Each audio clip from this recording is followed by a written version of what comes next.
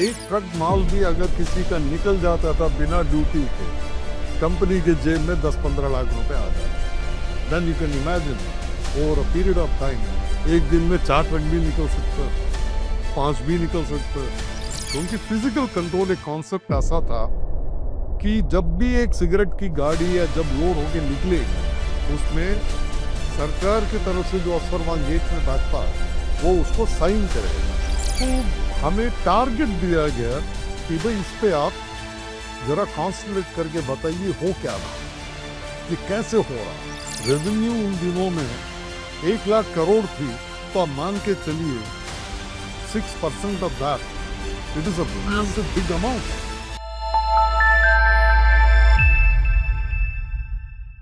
तो सर वो जो दौर था 1986 से 91 का, जब आप डीजीएई में आए, तो उस वक्त भारत की टैक्स इंटेलिजेंस की स्थिति क्या थी? आपने कैसा उसको पाया? No, is a wonderful question you have asked. कि मैं अपने इंडिविजुअल लेवल में ये कहना मेरे लिए भी ज़रा मुश्किल होगा कि इंटेलिजेंस की स्थिति क्या थी, बट इतना ज़रूर मैं कह सकता हूँ कि स्टडीज़ तो होती रहती हैं।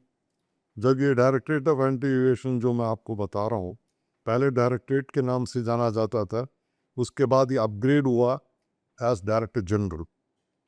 तो इसमें ये था कि उन दिनों में, जैसे मैंने आपको जिक्र भी किया, गवर्नमेंट ऑफ इंडिया एक पर्टिकुलर कमोडिटीज़ को आइडेंटिफाई कर लेती हैं, जैसे सिगरेट्स हो गई, आयरन स्टील प्रोडक्ट्स हो गई, या ऐसे बहुत से आइटम्स हैं जिनको वायर्स एंड केबल्स हो गई, इनको ये इवेशन प्रोन कमोडिटीज़ में गिना जाता था कि जिसके अंदर कर की चोरी ज़्यादा होती थी। खासकर तंबाकू के प्रोडक्ट्स, जैसे आप सिगरेट्स हो गया, या खैनी हो गई, या गुटके हो गए, जो आज के तारीख में गुटखा बोला जाता है। उन दिनों में ये पान मसाला गुटखा नहीं था, mainly cigarettes was one, bidis, iron and steel products, क्योंकि घर घर में स्टील और वो इस्तेमाल होता था, चोरी होती थी, कुछ ना कुछ बिना बिल के माल निकाला जाता था। सीमेंट हो गया, वायर्स एंड केबल्स हो गया, जो घर की खपत ज़्यादातर, इसके बारे में सरकार ने सोचा यार अगर हम 100 रुपए हम ड्यूटी इसमें से उम्मीद कर रहे हैं, हानि तो हमें 106 चाहिए थी, तो उन्होंने टारगेट रखा कि कम से कम जो है हमारे हिसाब से 6% से लेकर 10% तक ये रेवेन्यू का कहीं ना कहीं लीकेज हो रहा है। इस लीकेज को प्लग करना बहुत जरूरी है। अब ये कहना तो बहुत आसान है, ये तो मैंने 100 रुपए की बात करी, जहां रेवेन्यू उन दिनों में 1 लाख करोड़ थी, तो आप मान के चलिए 6% of that, it is a massive big amount. 6,000 crore रुपया या 10,000 करोड़ रुपए की रेवेन्यू लॉस। तो इसको प्लग करने के लिए अफसरों को सेलेक्टिव बेसिस में, उनकी पास्ट परफॉर्मेंस के बेसिस में, उनके एक्सपीरियंस के बेसिस में उनको डायरेक्टरेट ऑफ एंटी इवेशन में लाया गया कि भाई आप लोग आइए और देखिए। और I am very fortunate that way to be hand picked also, कि भाई जहां मेरे जो डायरेक्टर साहब थे, they were all experts in this field. मैं बिल्कुल झिझकूंगा नहीं कि कहने में, उनके टाइप ऑफ ऑफिसर्स आज के तारीख में गिन सकते हैं आप। They were really considered to be one of the, no, जैसे कहते हैं, very patriotic also. There is nothing doing, you are at full liberty, only thing you have to stay within the four walls of law. कोई ऐसा गलत काम नहीं होना चाहिए जिससे कि, आफ्टर ऑल पूरा भारत जो है मैन्युफैक्चरिंग पे ही डिपेंड करता है। वो ठीक है, कहने को कह सकते हैं वी आर प्रीडोमिनेटली एग्रीकल्चरल, वो एक अलग बात है, बट कहने का मतलब है मैन्युफैक्चरिंग बेस जब तक बढ़ेगी नहीं तो कंट्री प्रोग्रेस नहीं कर पाएगी। तो एक एंटी इवेशन अफसर होने के बावजूद भी पहले हमें सोच ये आता था कि भाई एंटी इवेशन का काम तुम करेंगे करेंगे, at the same time you can not kill the industry. After industry को अगर आप किल कर देंगे, आप 2 रुपए आप एंटी इवेशन पकड़ने जा रहे हो, अगर उससे आपको एक बहुत बड़ा नुकसान अगर हो जाए, जैसे कि कंपनी बंद हो जाए, क्या उनकी वजह क्या थी, क्यों वो कर रहे थे, ये सब चीज़ें एक बार हमें स्टडी करना पड़ता था। स्टडी करने के बाद हमें लगता था कि नहीं, yes, now we can proceed. इसी दौरान मैंने देखा cigarette was identified as one of the a major commodity, कि ये सिगरेट्स के ऊपर ये बहुत बड़ा एक इवेशन का रैकेट आ रहा है। इसमें बड़े बड़ी कंपनियां थी। इनफैक्ट अगर आप लोग जरा सा ध्यान रखते हो कि सिगरेट इंडस्ट्री ऐसी इंडस्ट्री है, उन दिनों में ये माना जाता था, क्योंकि इंसिडेंस ऑफ ड्यूटी जिसको बोलते हैं, उसमें जो रेट ऑफ ड्यूटी जो थी दैट वाज वेरी हाई। तो एक ट्रक माल भी अगर किसी का निकल जाता था बिना ड्यूटी के, कंपनी के जेब में 10-15 लाख रुपए आ जाते थे। Then you can imagine over a period of time, एक दिन में 4 ट्रक भी निकल सकता, 5 भी निकल सकता, 10 भी निकाल सकते हैं, तो रोज निकाल सकते हैं। तो over a period of time एक अंदाजा ये तो लगा कि भाई कम से कम इसमें 500 टू 600 करोड़ रुपए की इसमें इवेशन हो रही है, and that was fairly a big amount, because government of India can't afford to lose that kind of money. तो हमें टारगेट दिया गया कि भाई इस पे आप जरा कॉन्सेंट्रेट करके बताइए हो क्या रहा, ये कैसे हो रहा। तो क्या था, सिगरेट्स के अंदर द बेसिस फॉर लिविंग जैसे बोलते हैं, किस बेसिस में रेट ऑफ ड्यूटी फिक्स होती है, कैसे कलेक्ट करी जाती है। पहले था वैल्यू बेस्ड। अगर सिगरेट की जो वैल्यू बेस्ड है, क्योंकि ये बड़ा टेक्निकल हो जाएगा, मैं कहीं बात करूंगा, बट मोटा मोटा बता सकता हूँ, ये होलसेलर को जिस प्राइस में बिकता था माल, उस पे ड्यूटी कलेक्ट हुआ करते थे।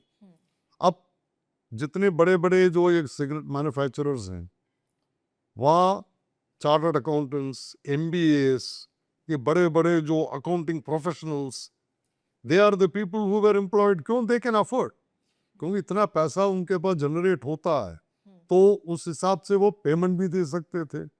अब या एक इंस्पेक्टर या एक सुपरटेंडेंट या जो भी अफसर वो होते हैं हमारे लेवल के, उनकी तनख्वाह से उन लोगों की तनख्वाह 10 गुना होती थी।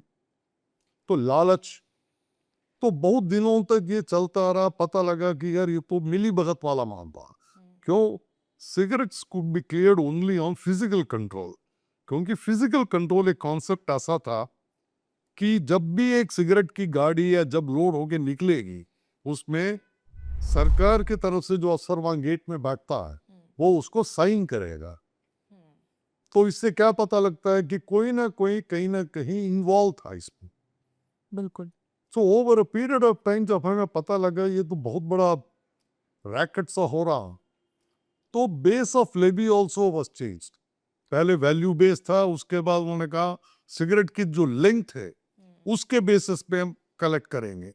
अब प्रॉब्लम क्या हो गया, जितनी भी ये बड़ी कंपनियां थी, उन्होंने तो रास्ता इमीडिएटली ढूंढ लिया कि इसमें कैसे हम करेंगे। So they adopted some dual pricing. I mean record में एक प्राइस होगा, जब बेचा जाएगा उसका प्राइस अलग होगा। Okay, is that possible? That they were doing. भाई देखो क्या था, एमआरपी बेस्ड लेवी बोलते थे उसको, उसके बाद लेंथ बेस किया उन्होंने। I may be wrong saying that, पहले मैंने लेंथ बोला, पहले एमआरपी इंट्रोड्यूस हुआ, उसके बाद लेंथ बेस्ड लेवी इंट्रोड्यूस हुआ, उसके बाद दोनों कंबाइन हुआ। क्योंकि सरकार का मानना ये था, भाई इंडिया में cigarette industry as of date अगर कोई कैलकुलेट करके देखे, आज के तारीख में ये 40,000 करोड़ की इंडस्ट्री है। Then you can imagine How big the loss was to the government? obviously even today we are losing. See the thing is because of the GST and all जब इंट्रोड्यूस हो जाता है, तो हम तो सेंट्रल एक्साइज की, मेरे time की बात करूंगा मैं, उसमें क्या हुआ, हमने देखा, हमें एक इंटेलिजेंस आया था हमारे पास कि सर ये एक पर्टिकुलर कंपनी है, नाम लेने में कोई ऐसी बात नहीं है, वो आईटीसी ग्रुप ऑफ कंपनीज थी। उनके साथ जब हमने इन्वेस्टिगेट करके देखा तो हमें लगा ये तकरीबन over a period of time इन्होंने तकरीबन 1,000 करोड़ से ऊपर इन्होंने अपना ड्यूटी को इवेट किया। ओके। तो देन यू कैन इमेजिन इतनी बड़ी कंपनीज को इन्वेस्टिगेट करना भी बहुत बड़ा एक तो ये ग्रुप ऑफ सीनियर ऑफिसर्स सारे मिलके जितना हम कर सकते थे हमने अपनी तरफ से किया, उसका नोटिस वगैरह जो भी बनाना था with the guidance of my senior officers. खासकर नाम तो नहीं लूंगा, अच्छा भी नहीं लगेगा, but he was considered to be one of the most upright officers of the department, जो मेरे गुरु भी रहे, बात में कहूँगा। तो उनके गाइडेंस पे ये जो इन्वेस्टिगेशन शुरू हुई and we were very successful.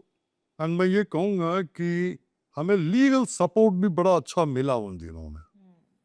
एक ऐसे एडवोकेट का सपोर्ट मिला जिन्होंने पैसे की बात नहीं करी, उन्होंने कहा मैं केस लड़ूंगा, ये वाला डिपार्टमेंट की तरफ से मैं केस लड़ूंगा।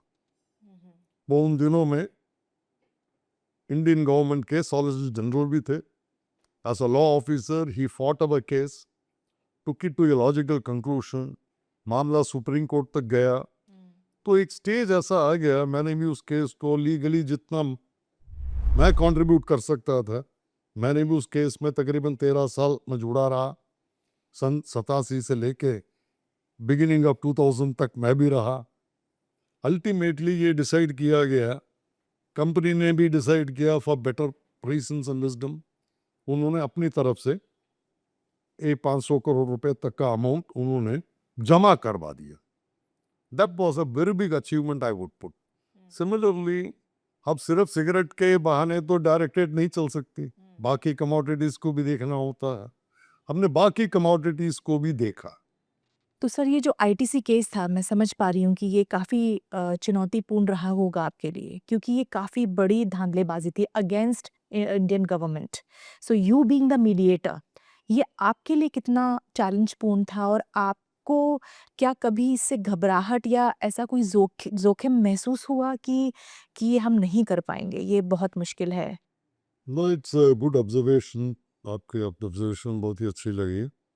ऐसा कोई घबराहट वाली कोई बात नहीं थी, क्योंकि जैसे मैंने आपको पहले भी जिक्र किया है, जो हमारे जो सीनियर ऑफिसर्स हैं they ask you and direct तभी हम टच करते हैं जब हमें लाइन क्लियर मिलता है कि अननेसेसरली हम कुछ करके अगर हम उस केस को प्रूव नहीं कर पाए या कोई पॉलिटिकल दबाव आ जाए तो that also will not help us.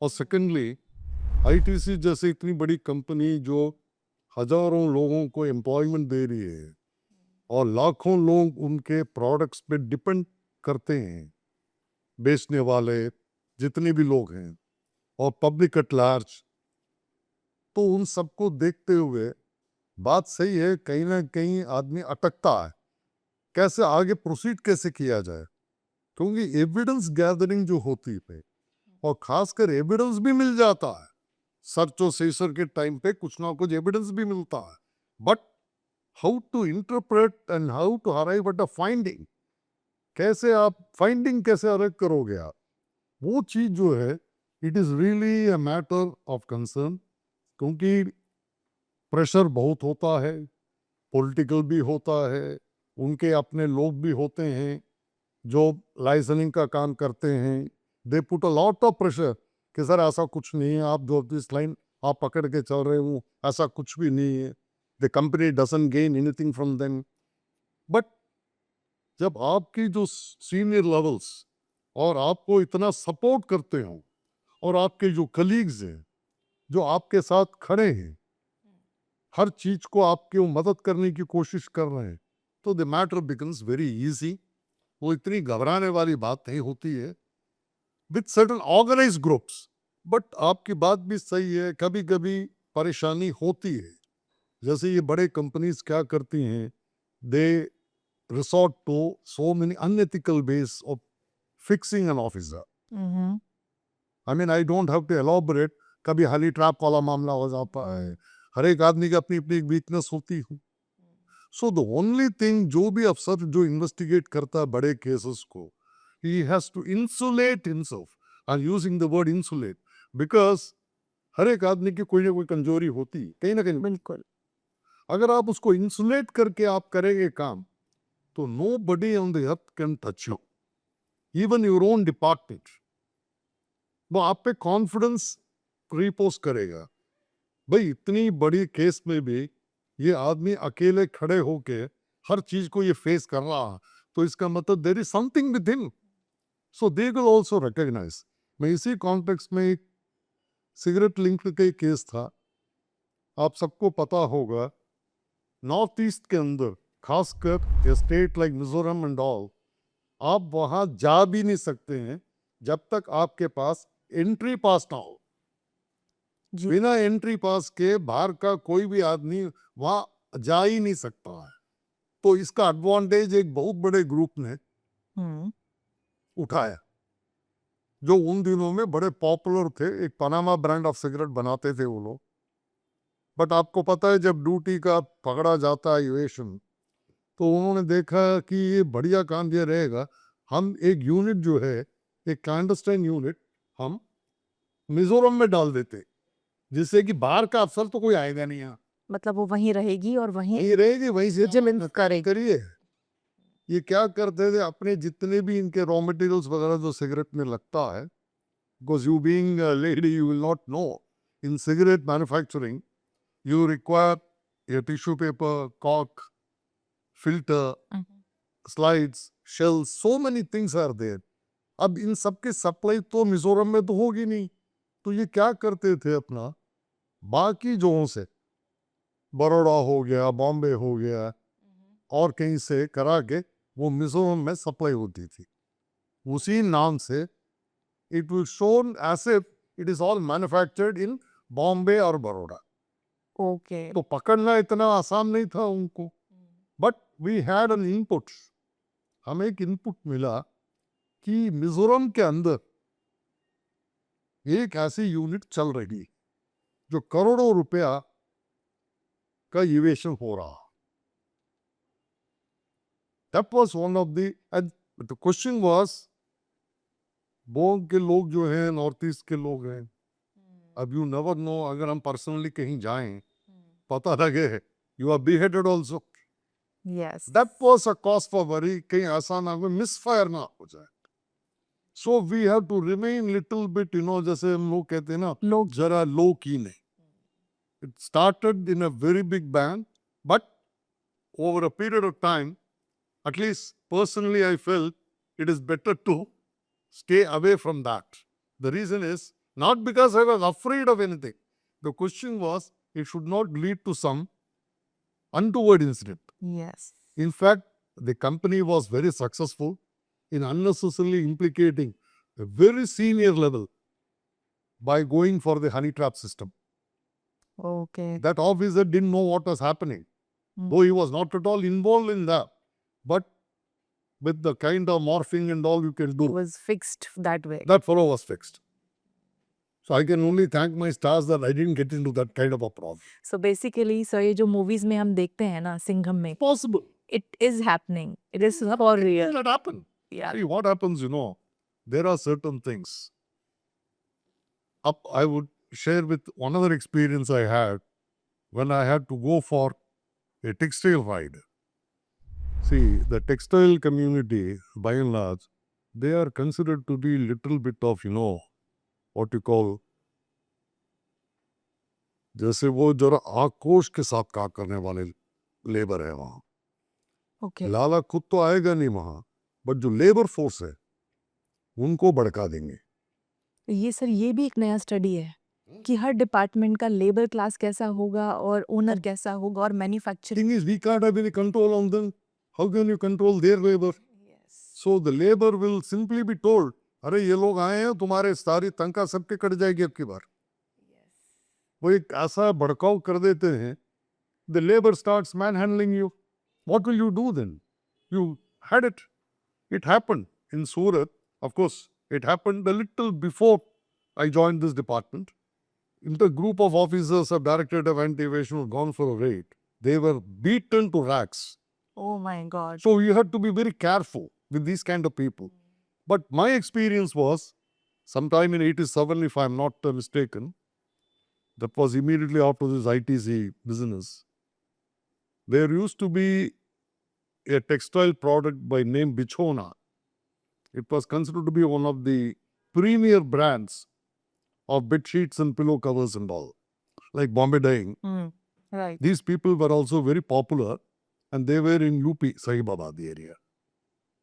Believe me, when we touched, that fellow was taking undue advantage of a system. He was manufacturing the pillows in other places in different names at a different place, and in the main unit they were only cutting the cloth. They said the cutting of the cloth, it is not covered by excise. Okay. But that was a foolish interpretation they have, and we were very successful in detecting the case. And again, he was very highly politically connected. See, when people are connected at high level, political connection is there. So minister level connection is Yes. also there. The connection was there. That connection was there, in another case. Here also, the then Vice President of India, he was directly involved in that deal. So, as a junior official, what we can do? But yet, as I told you, in the Directorate of Anti-Evasion or DRI or any other place, the top officials, they just don't care. Wonderful. They, in fact, you learn the resistant power. Because of the support at the top level, you can resist these kind of forces. And I'm very happy I could resist these people. Nothing could be, of course, it has its own implications. At some point of time, you have to move because the scene has to go on. Otherwise, what will happen?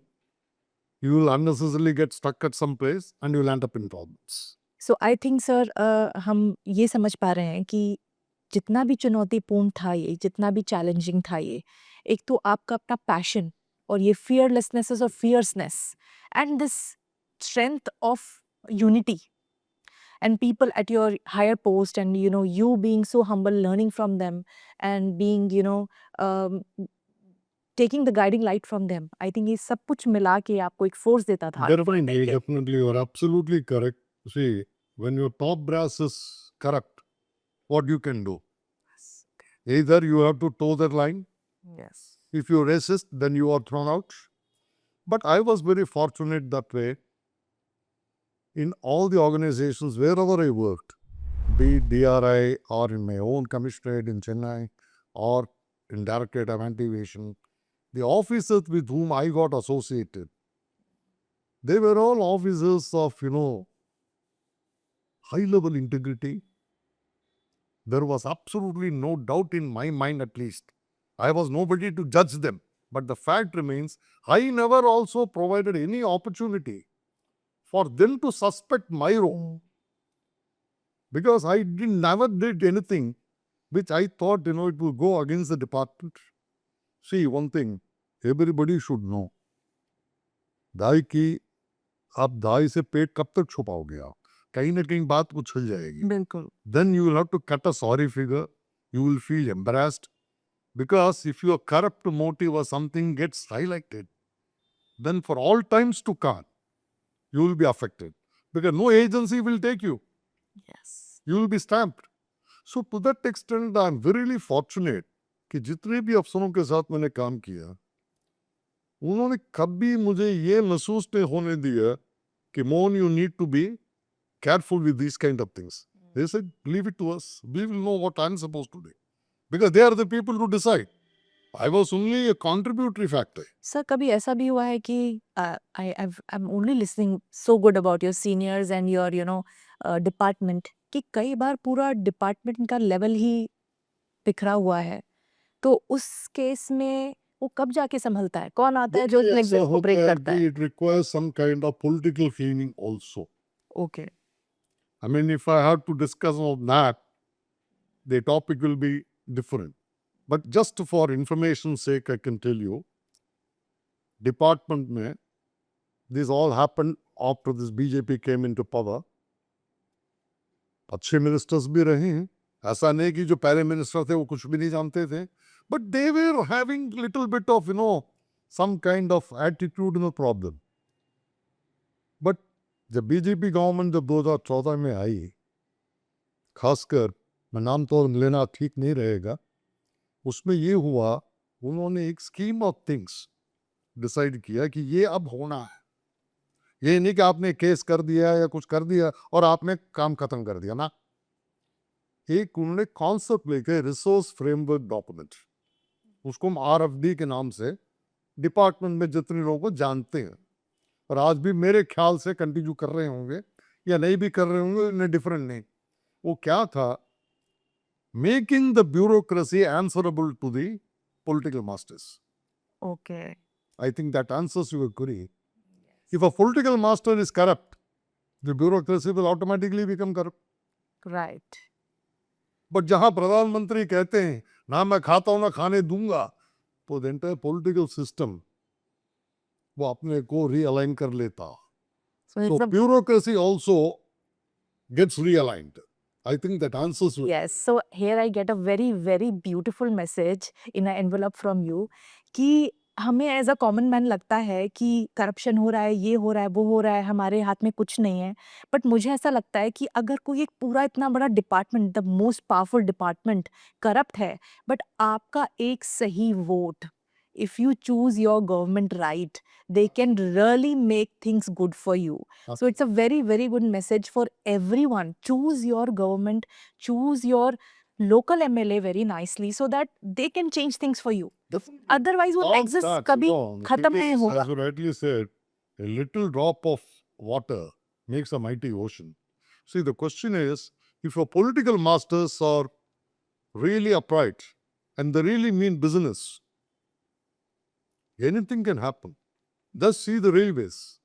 There was a time, when you used to struggle to getting into the train and particularly the washrooms and all, unimaginable. But today, because the political master is nothing doing, Yes. the same set of people, are they not delivering today? So I think go vote. So the same thing, applies to indirect tax structure. I mean, here the structure includes the human resource also. So the department has expanded leaps and bounds. Responsibilities are also increasing. Now with the GST in operation, all those definitely matters. But what is expected, any officer who joins the department, first and foremost, उसमें एक जुनून होना चाहिए कि भाई मैं कुछ तो देश के लिए करूं, और ऐसा भी नहीं कि आपको तनख्वाह नहीं दी जा रही. और सर ये जो आपका Salaries and everything are very highly paid officers, ऐसी बात नहीं है. Then why you want to go for extra incomes? वो नहीं है. अगर ये वीडियो आपको पसंद आया हो तो प्लीज़ इसे लाइक करें और अपने दोस्तों के साथ शेयर करें.